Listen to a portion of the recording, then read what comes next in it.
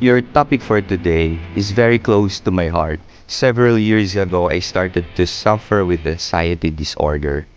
Something difficult to understand, especially at the time that I was already so certain that priesthood was for me, that God was calling me to this particular kind of ministry. I couldn't sleep. I couldn't eat well. Not just for a few days, but for several months. For someone who is willing to offer himself in order to serve God's people, that's unfair. But I decided to go on, even if that situation was not fair. What I was sure that time, I knew I was looking for a treasure, and no amount of anxiety can stop me from pursuing it. And when I already became a priest and started to serve God's people, lo and behold, I found the treasure.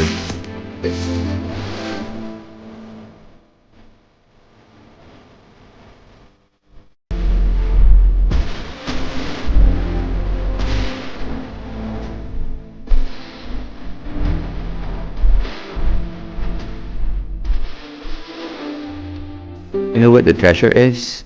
Empathy. That empathy I have for those who are suffering from anxiety is the treasure God has in store for me. Don't get me wrong, please. Don't get me wrong. Please do not romanticize anxiety disorder.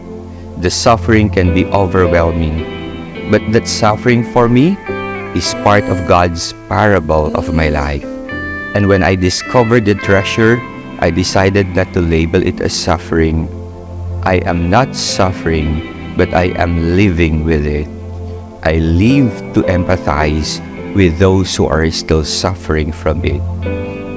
Your story might be a different story, but your story might also be a God's parable.